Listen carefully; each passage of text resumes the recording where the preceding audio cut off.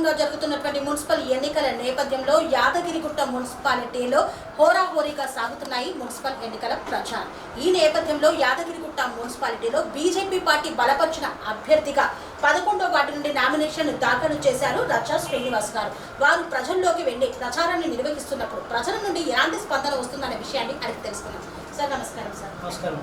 యాదగిరిగుట్ట మున్సిపాలిటీలో 11వ ward councillor అభ్యర్థిగా nomination దాఖలు చేసి ప్రచారంలో వెళ్తున్నారు. ఈ నేపథ్యంలో ప్రజల నుండి ఎలాంటి స్పందన వస్తుంది సార్? ప్రజల నుంచి అంటే భారతీయ జనతా పార్టీకి ఓటు వేయాలని చెప్పి ఉత్సుకతను ఉన్నారు. ప్రజలందరూ కూడా ఎందుకంటే కేంద్రంలో నరేంద్ర మోడీ గారి పరిపాలన, ఇక్కడ స్థానికంగా ఉన్న సమస్యలు, బీఆర్ఎస్ కాంగ్రెస్ వైఫల్యాలతో బీజేపీకి పట్టణంలో ఆదరణ బాగా పెరుగుతుంది. ఓకే, బీఆర్ఎస్ పార్టీ తన 10 ఏళ్ల పరిపాలనలో అన్ని అభివృద్ధి కార్యక్రమాలు చేసింది అంటున్నారు. మీరేమో వైఫల్యం అంటున్నారు. ఎందుకు సార్? ఇక్కడ యాదగిరిగుట్ట మున్సిపాలిటీలో 11వ వార్డులో నెలకొన్న సమస్యలు ఏంటి?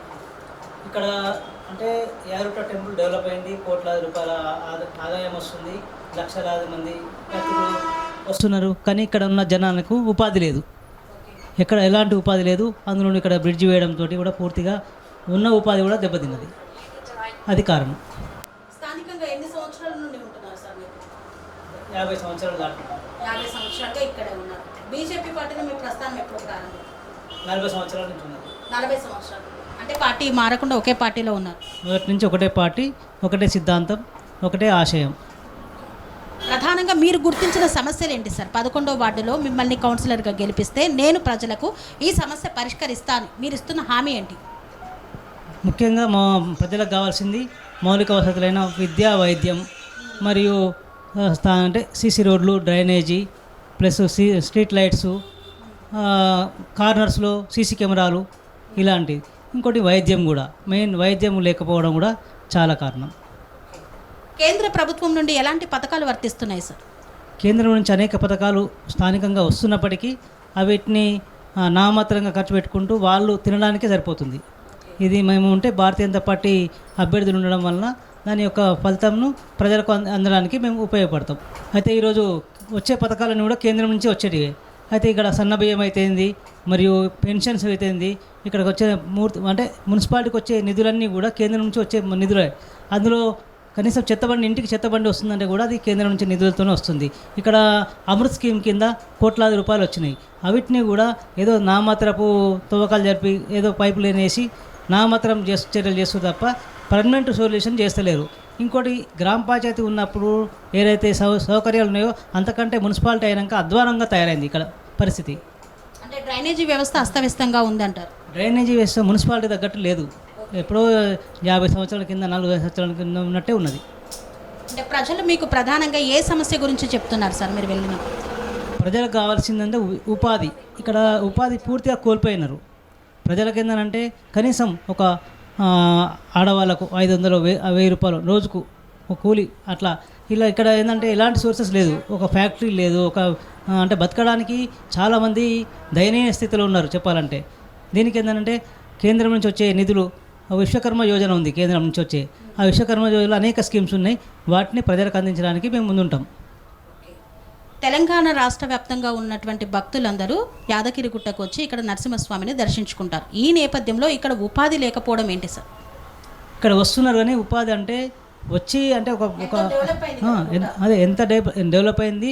ఇక్కడ వచ్చే యాత్రికుల సంఖ్య పెరిగింది, కానీ ఇక్కడ సౌకర్యాలు, వచ్చే యాత్రికులకు కూడా సౌకర్యాలు సరిగా లేవు.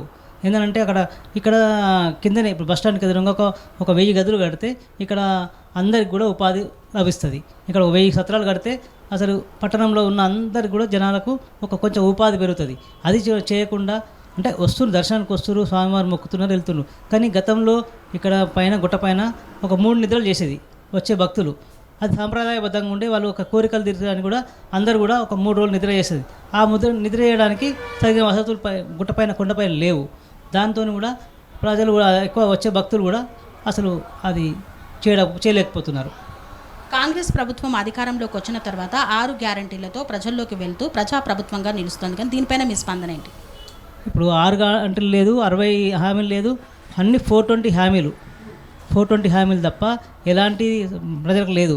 ఇప్పుడు మహిళలకు స్కూటీ ఇస్తా అని చెప్పారు, అది లేదు. 2,500 పెన్షన్ ఇస్తా అని చెప్పిన లేదు, వికలాంగ్ 4,000 ఇస్తా అని చెప్పారు, అది లేదు. అంటే అన్ని తులం బంగారం ఇస్తా అని చెప్పారు, అది లేదు. అంటే ఇట్లాంటి అనేక వాగ్దానాలు చేసి కూడా ఈరోజు అందరి ప్రజలను మయమర్పిస్తేందుకే ఇక పరిపాలన కొనసాగిస్తారు తప్ప వాళ్ళు జేబులు నింపుకోవడానికి వ్యవస్థ నడుస్తుంది తప్ప ప్రజలకు ఎలాంటి ఒరిగేది లేదు. ఇది ప్రజలు కూడా గ్రహిస్తున్నారు. బీఆర్ఎస్ కాంగ్రెస్ అభ్యర్థులను కాదని బీజేపీ అభ్యర్థిగా మీకు ప్రజలు ఎందుకు వేయాలి ఓటు? ఇప్పుడు వచ్చే స్కీమ్స్ అన్నీ కూడా కేంద్రం నుంచి వచ్చే పథకాలు, కేంద్రం నుంచి వచ్చే స్కీములు. వీళ్ళు ఈ గత బీఆర్ఎస్ కూడా 10 సంవత్సరాల నుంచి చేసింది ఏమీ లేదు. ఈరోజు రేవంత్ రెడ్డి పరిపాలన కూడా గుండు సున్ననే.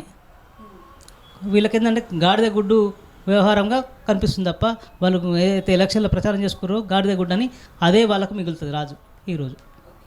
సో మరి మీ యొక్క వార్డు ప్రజలకు ఏం చెప్పదలిచారు ఇప్పుడు? నా వార్డు ప్రజలకు నన్ను గెలిపించిన తర్వాత వాళ్ళకందరినీ మౌలిక సదుపాయాలు కల్పిస్తాము. ఒక వైద్యశాల అంటే సంచారం ఇక్కడికి ఏంటంటే బస్తీ దవాఖాన లేదు, ఆ దవాఖాన ఖచ్చితంగా హాస్పిటల్ చేస్తాం, హాస్పిటల్ రూపొందిస్తాం.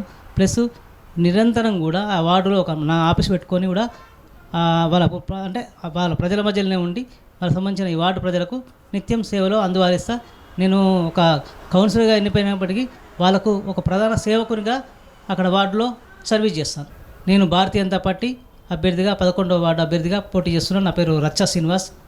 కమలం పువ్వు గుర్తుకు నా గుర్తు కమలం గుర్తుగా ఓటేయాలని చెప్పి అందరికీ విజ్ఞప్తి చేస్తున్నాను. అందరికీ చేతులేసి జోడిస్తున్నాను. అందరూ కూడా కమలం పువ్వు గుర్తుకేసి ఆశీర్వదించాలి. దేశం కోసం, ధర్మం కోసం.